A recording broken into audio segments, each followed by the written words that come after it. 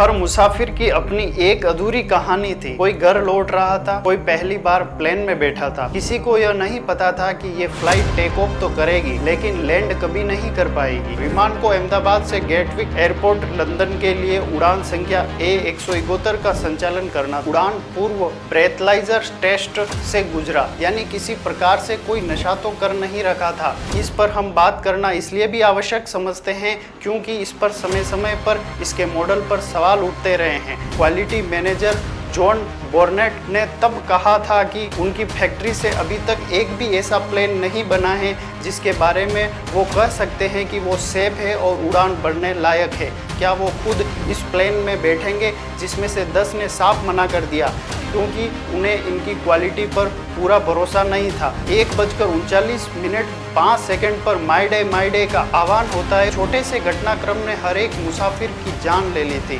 दुर्घटना में जीवित बचे एकमात्र व्यक्ति विश्वास कुमार रमेश जो सीट नंबर 11A पर बैठा हुआ था। टाइम्स ने ऑनलाइन उस नाम से सीट 11A का बोर्डिंग पास भी दिखाया था। अस्पताल के बिस्तर से उन्होंने अखबार को बताया कि यह सब बहुत जल्दी हुआ था। गेटविक जाने वाले विमान को कैप्टन सुमित सबरवाल और सह पायलट वाइल कुंदर उड़ा रहे थे। ट्रस्ट ना मिलना दिखाता है कि प्लेन के इंजन में कुछ गड़बड़ थी। इसके अलावा लैंडिंग गियर का अंदर न होना भी डबल इंजन फेलियर का सबूत हो सकता है। कॉकपिट वॉइस रिकॉर्डिंग में एक पायलट दूसरे से पूछता सुनाई देता है कि उसने कट ऑफ क्यों किया।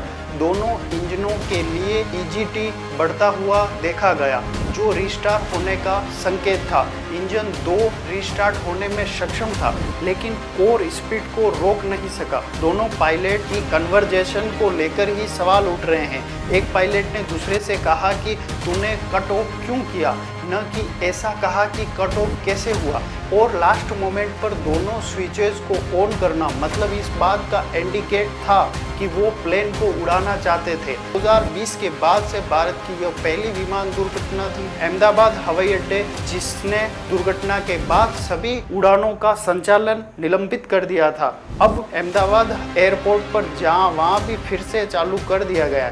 विमान में 2 पायलटों के बीच बातचीत की ब्लैक बॉक्स रिकॉर्डिंग से संकेत मिलता है कि यह कप्तान था जिसने विमान के 2 इंजनों में ईंधन के फ्लो को कंट्रोल करने के लिए स्विच को बंद कर दिया गया था।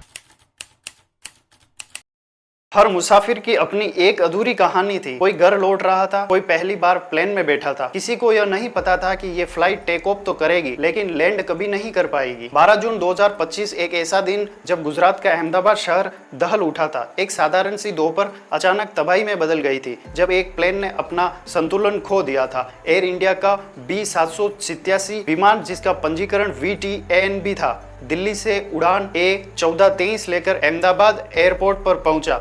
विमान 11:17 पर उतरा और बे 34 पर पार्क किया गया। पिछली उड़ान के चालक दल ने स्थिति के लिए पायलट डिफेंस रिपोर्ट सबमिट की, जिसमें टैग लॉग में स्टाफ पोस्ट XDCR संदेश दिखाई दिया। यानी स्टाफ से मतलब स्टेबलाइजर और पोस्ट से मतलब पोजीशन और XTCDR से मतलब ट्रांसट्रेडस था, जिसका अर्थ होता है कि प्लेन के पिछले हिस्से में स्टेबलाइजर पोजीशन में हॉरिजेंटल स्टेबलाइजर पोजीशन का सेंसर काम नहीं कर रहा था। एयर इंडिया के AME द्वारा FIM के अनुसार समस्या निर्वहन किया गया और फ्यूल टैंक भरा गया। आमतौर पर यह प्रोसेस 30 से 35 मिनट में पूरा किया जाता है, लेकिन इस विमान में 42 मिनट लगा। एयरपोर्ट के एक सोर्स ने इंडियन एक्सप्रेस को बताया कि एरोप्लेन को लंबी यात्रा तय करने होती है तब इसमें इतना समय लगता है। फिर उसको उड़ान भरने के लिए छोड़ दिया गया। विमान को अहमदाबाद से गेटविक एयरपोर्ट लंदन के लिए उड़ान संख्या A171 का संचालन करना था। इसे दोपहर 1:10 पर लंदन के गेटविक एयरपोर्ट के लिए उड़ान भरनी थी, लेकिन यह लेट थी। यह उड़ान संचालन उड़ान दल द्वारा किया जाना था, जिसमें एक ATPL धारक यानी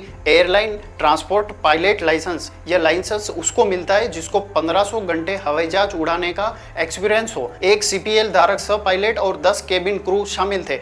दोनों पायलट घटना के एक दिन पूर्व ही अहमदाबाद पहुंचे थे। यह उड़ान के संचालन से पहले उन्हें पर्याप्त आराम भी मिला था। सह पायलट PF यानी पायलट फ्लाइंग था और PIC पायलट PM यानी कि पायलट मॉनिटरिंग कर रहा था। इसका मतलब यह है कि पायलट एरोप्लेन उड़ा रहे थे और पायलट मॉनिटरिंग कर रहे थे। आप इसको रिपोर्ट में PM और PF के नाम से भी समझ सकते हैं। इससे पहले उड़ान संख्या A171 का चालक दल हवाई अड्डे पर पहुंचा और उड़ान पूर्व ब्रेथलाइजर टेस्ट से गुजरा, यानी किसी प्रकार से कोई नशा तो कर नहीं रखा था। इस प्रकार का टेस्ट उनके साथ भी किया गया। फिर पायलट संचालन के लिए यह तय हो गया कि यह दोनों ही स्वस्थ है। CCTV रिकॉर्डिंग में पायलट को लगभग 12:35 पर बोर्डिंग गेट पर पहुंचते हुए देखा जा सकता है। विमान में 230 यात्री सवार थे, जिसमें से 15 यात्री बिजनेस क्लास में थे, 215 यात्री इकोनॉमी क्लास में थे, जिसमें से 2 छोटे बच्चे भी शामिल थे। 10 क्रू मेंबर, 2 पायलट सहित 242 लोग शामिल थे। इसमें से एक यात्री के रूप में गुजरात के पूर्व मुख्यमंत्री विजय भाई रूपाणी भी शामिल थे।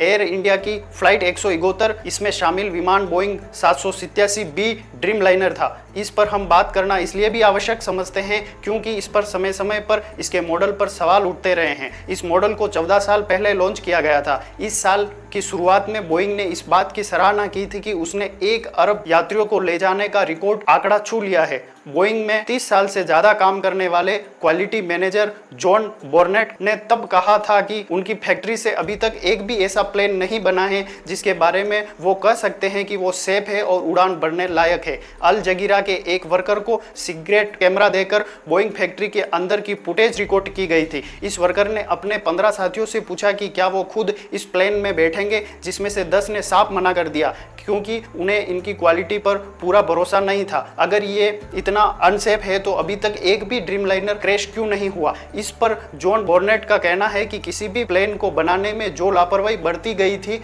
उसके कारण प्लेन क्रैश होने में 10 से 12 साल लगते हैं। अब एयर इंडिया का एक ड्रीमलाइनर क्रैश हो गया जो उसको पूरे हुए 11 साल हो गए थे। एयर इंडिया की वेबसाइट के अनुसार उसके बेड़े में 58 बोइंग विमान सहित 190 से अधिक विमान है। फ्लाइट रडार 24 के आंकड़ों से पता चलता है कि दुर्घटनाग्रस्त 787 ड्रीमलाइनर 11 वर्ष पुराना था और दुर्घटना से पहले के वर्ष में उसने 700 से अधिक उड़ानें पूरी कर ली थी। दुर्घटना के बाद भारत के विमानन नियामक ने एयरलाइन के संपूर्ण बोइंग 787 बेड़े की सुरक्षा जांच के आदेश दे दिए थे। नागरिक उड्डयन महानिदेशक यानी DGCA ने यह भी घोषणा की थी कि 12 जून से बोइंग 787-7 या 787-9 विमानों के प्रत्येक प्रस्थान पर टेक ऑफ मापदंडों की एक मुफ्त जांच की जाएगी और पावर इंश्योरेंस जांच भी लागू कर दी गई थी। अब बात करते हैं कि प्लेन क्रैश होने से पहले की दिन की क्या स्थिति थी। उस दिन के घटनाक्रम को समझने के लिए हमें उस दिन के समय के साथ उस दिन को समझना पड़ेगा। 12 जून 12:13 पर विमान को वापस धकेलने और स्टार्ट करने का अनुरोध किया गया था। इसी समय ATC ने पुशबैक को मंजूरी दे दी। 12:16 और 59 पर ATC ने स्टार्टअप को मंजूरी दी। 12:19 पर ATC ने पूछा कि क्या विमान को रनवे की पूरी लंबाई की आवश्यकता है। विमान ने रनवे 23 की पूरी लंबाई की आवश्यकता की पुष्टि करी। 12:25 पर विमान ने टैक्सी क्लियरेंस का अनुरोध किया जिसे ATC ने मंजूरी दे दी। 1:32 पर विमान को ग्राउंड के टावर कंट्रोल में ट्रांसफर कर दिया गया था। 1:33 पर विमान को रनवे 23 पर लाइन में खड़ा करने का निर्देश दिया गया। 1:37 पर विमान को रनवे 23 से उड़ान भरने के लिए अनुमति दे दी गई थी। इस समय हवा की स्पीड 440 डिग्री और हवा की स्पीड 6 किलोमीटर प्रति घंटा थी। वेदर भी ठीक था, विजिबिलिटी अच्छी थी, टेम्परेचर ज्यादा था लेकिन ऑपरेशनल लिमिट के अंदर था। उसके बाद पहले यह प्लेन रनवे 23 पर बैकट्रैक करता है और उसके एंड पॉइंट तक जाता है और उसके बाद यू टर्न लेकर कुल 11,499 फीट की लंबाई पर दौड़ता है। 1:39 पर माय डे का आह्वान होता है।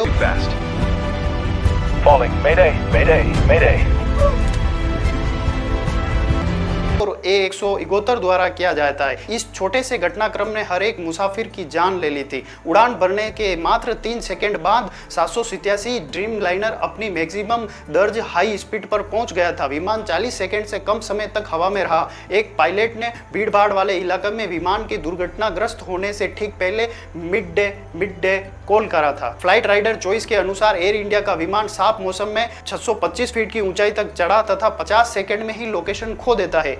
इस समय दोनों इंजन स्विच एक ही सेकंड में कट ऑफ पर सेट किया गया था, जिसमें इंजनों में ईंधन का प्रवाह बंद हो गया था। ब्लूमबर्ग की रिपोर्ट के अनुसार कॉकपिट में भ्रम की स्थिति उत्पन्न हो गई थी। प्रत्येक पायलट ने ईंधन को स्विच को स्थानांतरण करने की जिम्मेदारी से इनकार कर दिया था। पहले ईंधन स्विच को रीसेट करने में 10 सेकंड की देरी हुई, दूसरे को पुनः चालू करने में 4 सेकंड की देरी हुई थी। विमान इतना नीचे और धीमा था कि ईंधन को समय पर पुनः चालू नहीं किया जा सका। आपने देखा होगा कि प्लेन का एक वीडियो वायरल हो रहा था। यह वीडियो एक 17 साल के बच्चे ने बनाया था, जो अपने दोस्तों को प्लेन देखने के लिए अपने घर की छत पर लेकर आया था। विमान बाईराम जी जीजीभाई मेडिकल कॉलेज और सिविल अस्पताल के डॉक्टरों के आवास के रूप में इस्तेमाल की जाने वाली एक इमारत पर जा गिरा, जिससे एक विस्फोट हुआ। हॉस्पिटल में लंच ब्रेक का समय चल रहा था जब विमान में कुछ हिस्से डाइनिंग हॉल की छत से टकराकर गिरे। एयर इंडिया ने पुष्टि की कि बोइंग 787 बी ड्रीमलाइनर में 242 यात्री और चालक दल समेत उसमें कुल 256 सीटें पर यात्री सवार थे। विमान में 169 भारतीय, 53 ब्रिटिश, 7 पुर्तगाली नागरिक, 1 कन्नाडाई और 12 चालक दल के सदस्य सवार थे। दुर्घटना में जीवित बचे एकमात्र व्यक्ति विश्वास कुमार रमेश, जो सीट नंबर 11A पर बैठा हुआ था। भारत के सरकारी प्रसारक डीडी न्यूज को बताया कि मुझे अभी भी विश्वास नहीं हो रहा है कि मैं कैसे जीवित बच पाया। पहले तो मुझे लगा कि मैं मर जाऊंगा, लेकिन किसी तरह अपनी आंखें खोली, अपनी सीट बेल्ट खोली और विमान से बाहर निकलने की कोशिश की। थोड़ा टाइम के लिए तो मेरे को लगा था कि मैं भी मरने वाला हूँ, लेकिन जब मेरी आँख खुल के मैं देखा ना तो मुझे लगा मैं जिंदा हूँ। तो मैंने ट्राई किया, जब मेरी सीट थे वो मेरी बेल्ट निकाला, मैंने वो ट्राई किया जहाँ से निकल सकता वहाँ से, तो मैं निकल गया वहाँ से। रमेश ने बताया कि विमान का वह हिस्सा जिस पर वो बैठे थे हॉस्टल से नहीं टकराया था, वह ग्राउंड फ्लोर के ज्यादा नजदीक था। उन्होंने कहा कि मेरा दरवाजा टूट गया था, मुझे एक छोटी सी जगह दिखाई दी, मैंने विमान से बाहर निकलने की कोशिश की। उनके भाई अजय भी विमान में मौजूद थे, लेकिन दुर्घटना में वे बच नहीं सके। 40 वर्षीय रमेश विश्वास कुमार ने हिंदुस्तान टाइम्स को बताया कि उड़ान भरने के 30 सेकंड के बाद एक जोरदार आवाज हुई, फिर विमान दुर्घटनाग्रस्त हो गया। टाइम्स ने ऑनलाइन उस नाम से सीट 11A का बोर्डिंग पास भी दिखाया था। अस्पताल के बिस्तर से उन्होंने अखबार को बताया कि यह सब बहुत जल्दी हुआ था। गेटविक जाने वाले विमान को कैप्टन सुमित सबरवाल और सब पायलट वाइल कुंदर उड़ा रहे थे। विमान में फ्यूल भरने से पहले 54,200 किलोग्राम वजन था। उड़ान के लोड और ट्रिम शीट के अनुसार टेक ऑफ वजन 2,13,401 किलोग्राम था, जो कि मैक्सिमम 2,18,183 किलोग्राम से कम था। टेक ऑफ वजन दिए गए प्रतिबंधों के लिए स्वीकार्य सीमा के भीतर ही था। दुर्घटना के बाद उड़ान का ASMGSC रिप्ले भी किया गया। जैसा कि मैं पहले ही बता चुका हूं, उस दिन के घटनाक्रम में ठीक वैसा ही उस दिन के रिप्ले में भी देखा गया। EAMFR डेटा के अनुसार विमान ने टेक ऑफ निर्णय स्पीड को पार कर लिया था और 1:38 पर 123 नॉट्स की स्पीड प्राप्त कर ली थी। EAFR के अनुसार स्पीड 155 नॉट्स 1:38 पर प्राप्त कर ली गई थी। विमान के वायु भूमि सेंसर AR मोड में परिवर्तन हो गए थे। इसके 7 सेकंड में ही विमान ने लगभग 1:38 पर 180 नॉट्स की स्पीड पकड़ ली थी। 180 नॉट्स लगभग 333 किलोमीटर प्रति घंटा के स्पीड के बराबर होती है। उसके तुरंत बाद ईंधन 1 और ईंधन 2 का ईंधन कट ऑफ हो गया था और स्विच 1 के अंतराल के बीच एक के बाद एक रन से रन कटआउट की स्थिति में परिवर्तन हो गया था। जैसे ईंधनों को ईंधन की आपूर्ति बंद हुई, इंजन N1 और N2 को टेक ऑफ में मानों से कम होने लगे थे। कुल मिलाकर इस समय दोनों ही इंजन बंद हो गए थे। डबल इंजन फेलियर बहुत ही रेयर केस में होता है, इतना रेयर केस में कि पिछले 70 साल में डबल इंजन फेलियर के केवल 7 मामले सामने आए हैं। लेकिन 1-2 चीजें हैं जो इशारा करती है कि एयर इंडिया के प्लेन में शायद यही हुआ था। प्लेन के क्रैश होने से पहले और पायलट ने एयर ट्रैफिक कंट्रोल ATC को दी गई मिड डे कॉल में कहा था कि थ्रस्ट नहीं मिल रही है। जब प्लेन उड़ता है तो उसके इंजन से जो तेज हवा पीछे की तरफ निकलती है वो उसे आगे की तरफ जोर से धक्का देती है। इसी धक्के को थ्रस्ट कहा जाता है। थ्रस्ट ना मिलना दिखाता है कि प्लेन के इंजन में कुछ गड़बड़ थी। इसके अलावा लैंडिंग गियर का अंदर न होना भी डबल इंजन फेलियर का सबूत हो सकता है, क्योंकि इतनी पावर ही नहीं बनी कि लैंडिंग गियर को अंदर किया जा सके। अब दोनों इंजन एक साथ फेल क्यों हुए, इससे लेकर एक पॉसिबल रीजन यह है कि इसमें जो फ्यूल था वो कॉन्टिमिटेड हो गया था। कॉकपिट वॉइस रिकॉर्डिंग में एक पायलट दूसरे से पूछता सुनाई देता है कि उसने कट ऑफ क्यों किया। दूसरे पायलट ने जवाब में कहा कि उसने ऐसा नहीं किया, यह कोई मैं मेरी मर्जी से नहीं कह रहा हूं।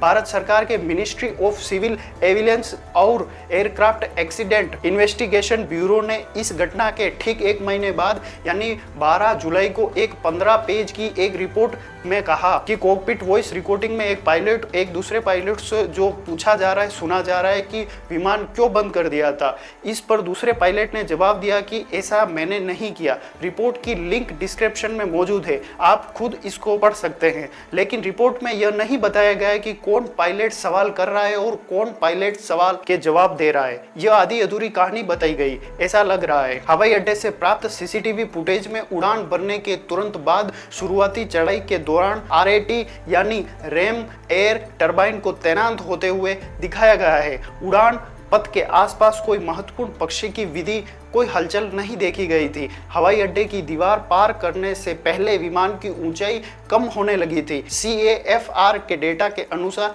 न्यूनतम निष्क्रिय लेवल पर चला गया था। 1:38 पर हाइड्रोलिक पावर का इस्तेमाल किया गया था। EAFR के अनुसार इंजन 1 का ईंधन कट ऑफ स्विच लगभग 1:38 पर कट ऑफ से रन में परिवर्तन हो गया। APU इनलेट द्वारा लगभग 1:38 पर खुलने लगा, जो APO ऑटो स्टार्ट तर्क के रूप में अनुरूप था। इसके बाद 1:38 पर इंजन 2 का ईंधन cut off switch cut off से रन में परिवर्तन हो गया। जब विमान उड़ान के दौरान ईंधन नियंत्रण स्विच को कट ऑफ से रन में ट्रांसफर करता है तो प्रत्येक इंजन का पूर्ण प्राधिकरण दोहरा इंजन नियंत्रण, स्वचालित रूप से प्रज्वलन और ईंधन परिचय के रीस्टार्ट और थ्रस्ट रिकवरी अनुक्रम का मैनेजमेंट करता है। दोनों इंजनों के लिए EGT बढ़ता हुआ देखा गया, जो रीस्टार्ट होने का संकेत था। इंजन 1 का कोर इंजन रुका, उल्टा हुआ और रीस्टार्ट होने लगा। इंजन 2 रीस्टार्ट होने में सक्षम था, लेकिन कोर स्पीड को रोक नहीं सका। कोर स्पीड रीस्टार्ट करने के लिए बार बार ईंधन फिर से इंटर किया। EAFR रिकॉर्डिंग 1:39 पर रुकी। लगभग 1:39 पर पायलटों में एक ने मैडे मैडे मैडे प्रसारित किया। ATCO ने कॉल साइन के बारे में पूछताछ की। ATCO को कोई प्रतिक्रिया नहीं मिली, लेकिन उसने देखा कि विमान हवाई अड्डे की सीमा के बाहर दुर्घटनाग्रस्त हो गया है और इमरजेंसी प्रक्रिया को एक्टिव कर दिया गया।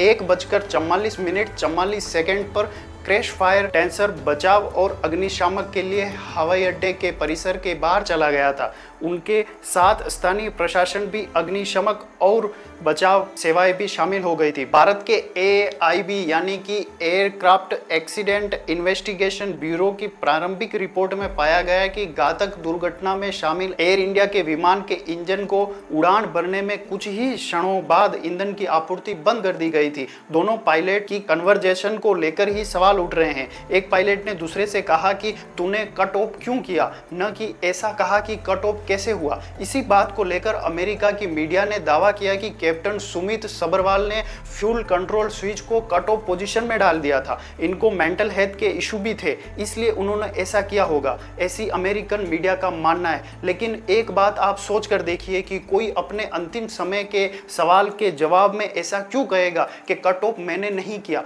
वह इस बात को एक्सेप्ट भी तो कर सकता था कि कट ऑफ मैंने किया और लास्ट मोमेंट पर दोनों स्विचेस को ऑन करना, मतलब इस बात का इंडिकेट था कि वो प्लेन को उड़ाना चाहते थे। हालांकि भारत की AIB यानी एयरक्राफ्ट एक्सीडेंट इन्वेस्टिगेशन ब्यूरो ने इस रिपोर्ट को गैर जिम्मेदाराना और अप्रमाणित रिपोर्ट करार देते हुए इसकी कड़ी निंदा की है। इस रिपोर्ट को सिरे से खारिज भी कर दिया है। इंडिया टुडे की रिपोर्ट के अनुसार दोनों में से किसी भी पायलट को कोई मेंटल इशू नहीं था और दोनों पायलट एक्सपीरियंस पायलट थे। राइटर्स के अनुसार 56 वर्षीय सुमित सबरवाल के पास कुल 15,638 घंटों का उड़ान अनुभव था, जिसमें से 8,596 घंटे उन्होंने बोइंग 787 के साथ बिताए थे और 32 वर्षीय क्लाइंग कुंदर के पास 3,403 घंटों का उड़ान अनुभव था, जिसमें से उन्होंने 787 बोइंग जेट के साथ लगभग 1,128 घंटे बिताए थे। 2020 के बाद से भारत की यह पहली विमान दुर्घटना थी। अहमदाबाद हवाई अड्डे, जिसने दुर्घटना के बाद सभी उड़ानों का संचालन निलंबित कर दिया था, अब अहमदाबाद एयरपोर्ट पर वहां भी फिर से चालू कर दिया गया, लेकिन सीमित उड़ानों विमानों के साथ अहमदाबाद एयरपोर्ट का संचालन अडानी समूह द्वारा किया जाता है। दुनिया के तीसरे सबसे बड़े और सबसे तेजी से बढ़ने वाले एवियंस मार्केट में आखिरी घातक विमान दुर्घटना 2020 में हुई थी। इसमें एयरलाइंस की कम लागत वाली शाखा एयर इंडिया एक्सप्रेस शामिल है। पूर्व में गवर्नमेंट ओनरशिप वाली एयर इंडिया को 2022 में टाटा समूह द्वारा एक्वायर्ड कर लिया गया था और 2024 में इसका मर्ज विस्तारा समूह और सिंगापुर एयरलाइंस के बीच एक जॉइंट वेंचुरेस के साथ कर दिया गया था। AIB की रिपोर्ट में कहा गया कि आपने ईंधन क्यों बंद किया, एक पायलट ने पूछा, जिस पर दूसरे ने जवाब दिया, ऐसा मैंने नहीं किया। हालांकि न तो रिपोर्ट में यह बताया गया है कि किस पायलट ने क्या कहा और न ही यह बताया गया है कि इंजनों का ईंधन बंद करना जानबूझकर किया गया था या दुर्घटना वश हो गया था। रिपोर्ट में कहा गया कि कट ऑफ के दौरान दोनों इंजनों का थ्रस्ट कम हो गया था। फ्लाइट रिकॉर्डर से प्राप्त आंकड़ों के अनुसार उड़ान भरने के तुरंत बाद विमान के दोनों ईंधन नियंत्रण स्विच 1 सेकंड के अंतराल में रन ऑफ स्थिति से कट ऑफ स्थिति में चले गए थे। स्विच आमतौर पर केवल लैंडिंग के बाद इंजन बंद करने के लिए काटे जाते हैं या आपातकालीन स्थितियों में, जैसे ईंधन के आग लगने के दौरान। लेकिन ऐसा टेक ऑफ के दौरान ऐसा